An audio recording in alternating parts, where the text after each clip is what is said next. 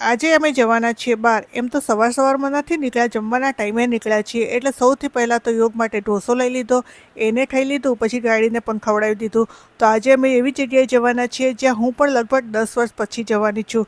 લો, આ બધી વાતોમાં તો જ્યાં અમારે જમવાનું છે એ હોટલ તો પાછળ રહી ગઈ. તો હવે શું? કંઈ નહીં, આગળથી યુ-ટર્ન મારીને પાછા આવ્યા અને પહોંચી ગયા પટેલમાં. લાસ્ટ ટાઈમ આવ્યા હતા ત્યારે જમવાની મજા આવી ગઈ હતી, એટલે આજે પણ પહોંચી ગયા. અમારે જમવાનું જે મંગાવવું હોય તે મંગાવીએ, પણ મરચાંનો ઓર્ડર પહેલાં થઈ જાય. તો જમવાનું આવી ગયું અને અમે જમી લીધું. પછી હું અને યુગ વાતો કરીએ છીએ.